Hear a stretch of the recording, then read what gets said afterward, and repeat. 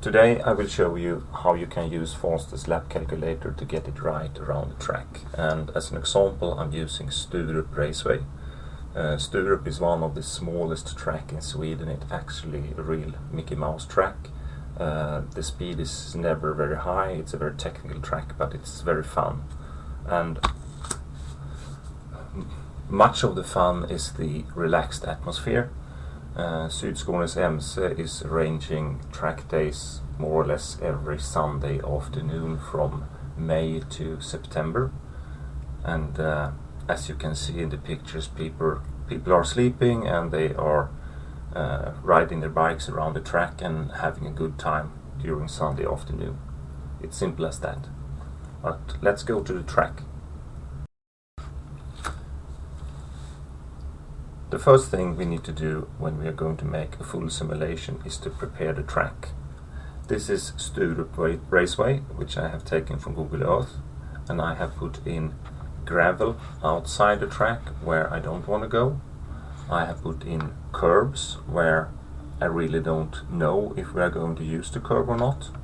I have put in bankings in the banked corners, and I have made altitude lines to represent the height at given points.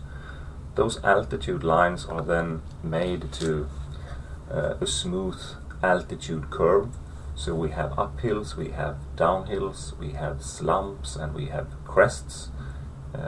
If the bike, for example, is in a slump, you have more compression, you will have more friction, and the opposite is if you're on the crest where the bike is almost lifting, you have much less traction.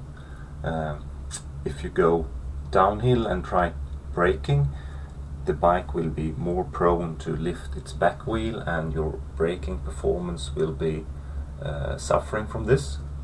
So all of this is taken care of in the simulation, but we have to give the program the data input by making the track as realistic as possible. Now I have prepared the line around Sturup, and I have laid it out in such a way that many people are riding it. I'm using a Honda CBR 600, which is a very common bike, and one advantage with using Sturup, for an example, is that it really doesn't matter very much what bike you are using. If you're using a super bike, you cannot utilize the power anyway, so the optimum line is very similar if you compare a 600cc and a 1000cc. Not very much difference. But let's take a walk around the track. After the start and finish straight, we come to a banked left-hander where people normally keep quite close to the inner curb. Very no nonsense. Then after the back straight, we come into what we call the fast left-hander. Very no nonsense. It's just to try to keep the radius as large as possible, which most people are doing also. Then we have a small hill. And if you want to see the hills resulting from the altitudes we put in, we just press altitude, and here we can see the hill.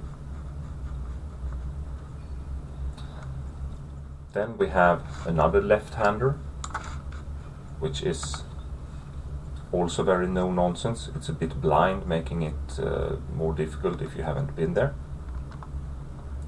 We're coming to the next left-hander, which isn't very sharp, but it's a hill just where it turns the most, so it's hard to be 100% on the throttle. Then it's time to brake before this section starting right and then going left.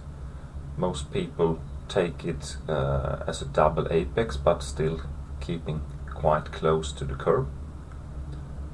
Then we come to yet another straight,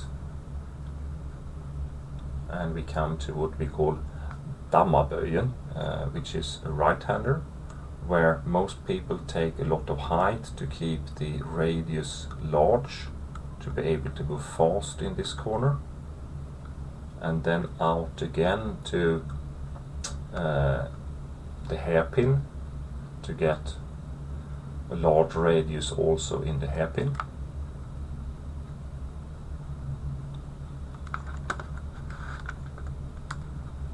And the last corner is a right-hander, which is a little bit off camber. It feels like almost when you go on the gas in this one. It's very easy to lose the back tire.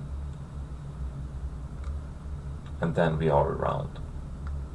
And I would say that the line I have made here is very, very common. The lap time is also very, very common. But let's start modifying the race line and see if we can go faster without utilizing more of the grip or more of the motorcycle. We still want to be in this very relaxed Sunday afternoon mood, but we want to go faster. So if we start with the first corner, the long left-hander, we can actually take it in isolation. Since we have a straight section before, we have a straight section after. This curve doesn't go in combination with any other curve. So whatever we do in this one, it doesn't affect any other part of the race line.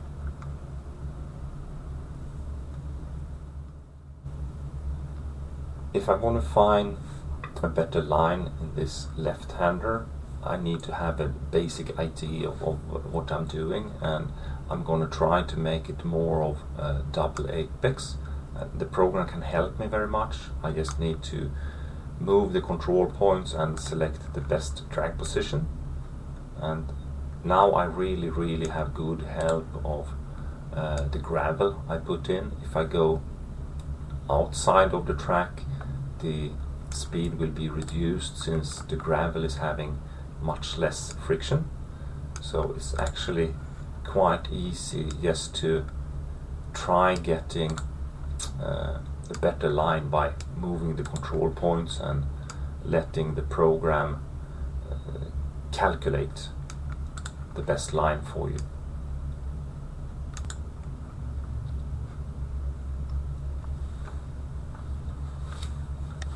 Now, just by modifying this corner, I have reduced the lap time from 69.63 to 69.27, which is a significant improvement of the lap time.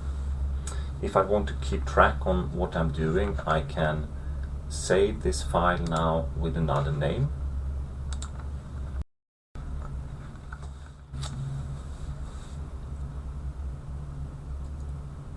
Now it's easy to compare the lines with the modified version and the original version.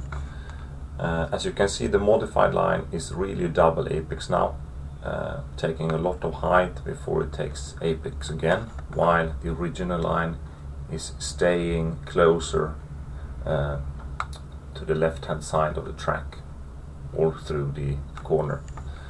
But if you just take this line without changing anything else, you will not go faster. You can see on the lap times that this line, just changing this corner, has given us 3.6 of a second, so it's really significant. If we look at where we are braking after the change, we are braking at 87 meters approximately from the start. I started this simulation at the starting line, while before we were braking at roughly 77 meters. So if you want to utilize this and you want to be faster, you have to brake so much later that you simply cannot stay on the left hand side of the track. You have to brake so late that you end up here regardless if you want it or not, and then on the gas and out, and you have saved a lot of time.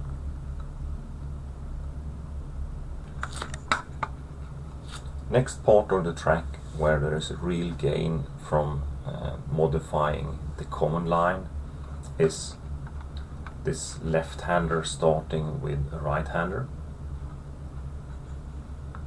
And I will do the same exercise as I did before. My preference is to brake all the way into this curb and then take a double apex, and when I do that in a simulation I can see that it's really a much faster way to tackle it. Yeah, now something like this, I mean, by changing this line so I have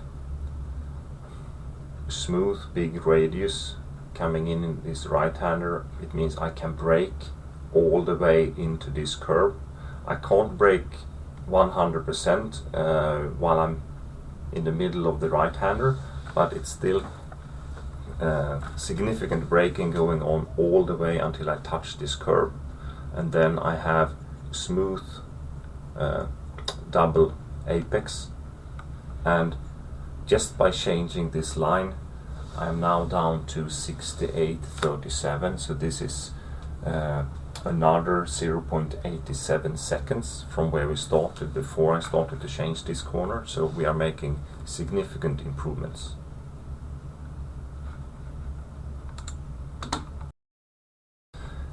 In this section of Sturup, most people take a lot of height to keep a large radius. They keep a constant radius that allows them to finish most of the braking before the turn and then keep a constant throttle through the turn. They take height also for the hairpin, to keep an open radius in the hairpin, and this line is just not fast, and I will show you a sequence which illustrates that.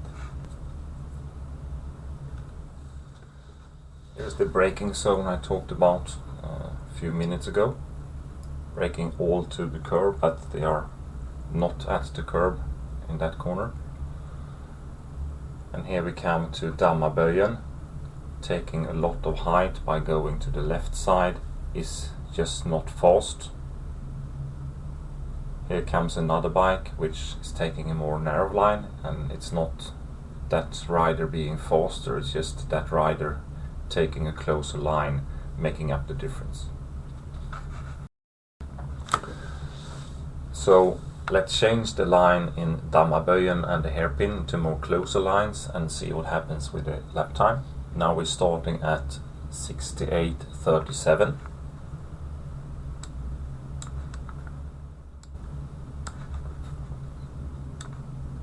And those corners are so narrow that any bike is like a super bike in those corners. It's stop and go that is much faster than trying to ride fast. I usually say you should turn the bike around fast, you shouldn't ride fast. It's all about changing the direction of the bike. It's nothing about trying to keep the speed up with the bike, because the speed is so low anyway that you will regain the speed very simple by just twisting the throttle, even if you're on a very weak bike.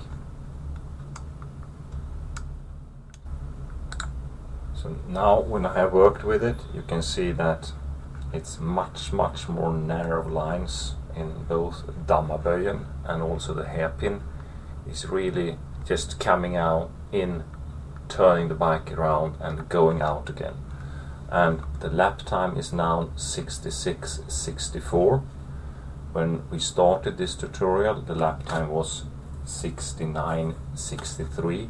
So we have almost gained 3 seconds just by moving around the race line, and we have found a better line. The rider is not utilizing more of the grip or utilizing more of the bike. Is still in this very relaxed Sunday afternoon mood, but is 3 seconds faster.